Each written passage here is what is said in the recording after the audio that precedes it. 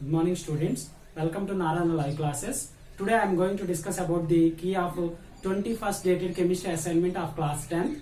The topic is metals and non-metals. Here we have 10 questions are there. Let us discuss one by one. The first question is the physical nature of ionic compounds are generally, and that means almost all ionic compounds which are exist in solid state. That means the physical state of ionic compounds which are solids in nature. The answer for the first question is solids. The physical nature of ionic compounds are generally which are solids in nature. Almost the physical nature of the ionic compounds which are in solid state. And move on to the second question. Ionic compounds are dash melting and boiling points. Ionic compounds have high melting and boiling points. Ionic compounds having high melting and boiling points. Obviously, you know that ionic compounds, the suitable example for ionic compound is NaCl. NaCl, which is having Na plus and Cl minus. Such type of compounds, ionic compounds which are having high melting and boiling points. High melting and boiling points. Okay, and we have say that here ionic compounds have dash melting and boiling points. High melting and boiling points are there for ionic compounds. And move on to the third question.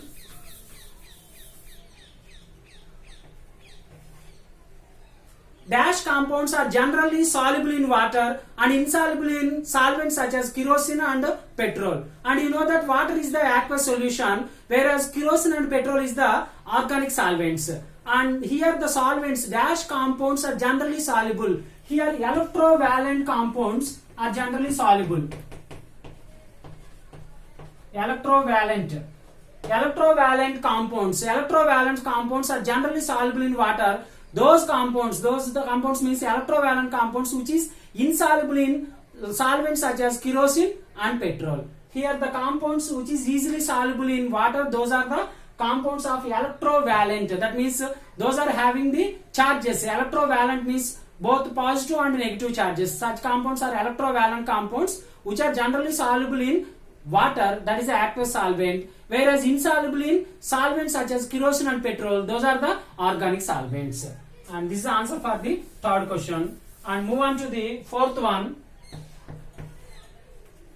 Ionic compounds are in the dash state, do not conduct electricity. Actually, because of you know that the first question, the physical characteristics of ionic compounds generally solids in nature. Because of its solids nature, ionic compounds in the solid state, ionic compounds which are in the solid state do not conduct electricity. If it is in the liquid state, that means mobility, that means electrolytic solution only, and electrons will move on to the electrolytic solution and that will passes of electricity. Here the question is ionic compounds in the dash state do not conduct electricity. Ionic compounds which are in solid state do not conduct electricity. And move on to the next one, fifth one. Ionic compounds conduct electricity in the dash state. And just now we have discussed ionic compounds which are not conduct electricity in the solid state and ionic compounds which are conduct electricity in the molten state. Molten means is the solution form. Okay, ionic compounds conduct electricity in the molten state. Okay, this is the answer for the fifth question. And move on to the sixth one. And the conduction of electricity through a solution. Here the conduction means passes of electricity. The conduction of electricity through a solution involves the movement of dash particles. Here the particles are charged particles. Charged particles means that is either positive or negative. Charged means that is having the charge, either positive charge or negative charge.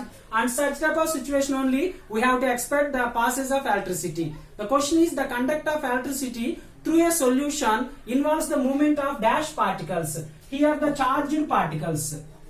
Charged particles means having positive and negative only. We have to expect the passes of electricity. That is nothing but the conduct of electricity through a solution involves the movement of charged particles only. And move on to the seventh one. The melting point of NaCl. The melting point of NaCl.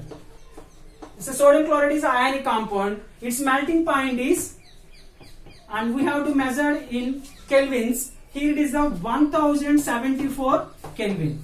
The melting point of NaCl is the 1074 Kelvin. It is measured in Kelvin scale. Okay. Move on to here it is the melting point. In the similar fashion, the boiling point of NaCl. Next one, boiling point. The boiling point of NaCl. In the similar fashion, we have to measure the melting point as well as the boiling point. And the boiling point of NaCl is 1686 Kelvin. The boiling point of NaCl is 1686 Kelvin. And this is the 8th one. And move on to the 9th question.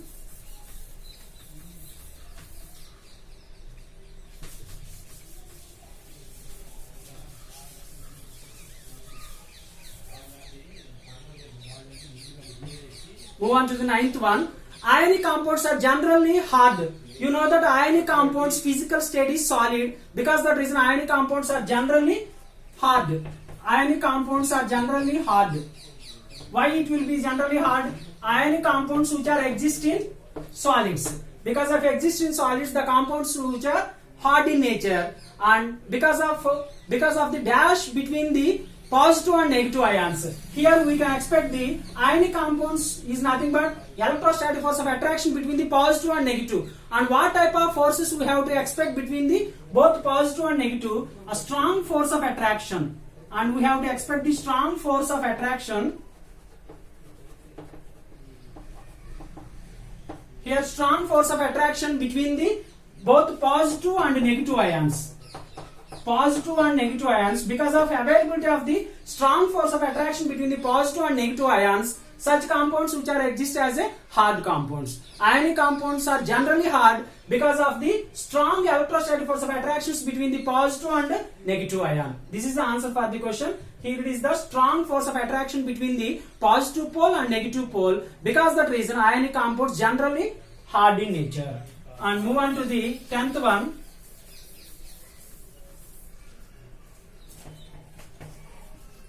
The ionic compounds are generally brittle and break into the pieces when dash is applied. When we have to apply the pressure, because of hard substances, when we have to apply the high pressure, what will happen? Because of high pressure, the ionic compounds generally brittle and break. It will be brittle and break. Because of hard nature, and we have to apply the high pressure. When we have to apply the pressure is applied. When pressure is applied, ionic compounds are generally brittle and break into pieces. And this is the answer for the 10th question. Once again, the ionic compounds are generally brittle and break into pieces when pressure is applied. Thank you, students.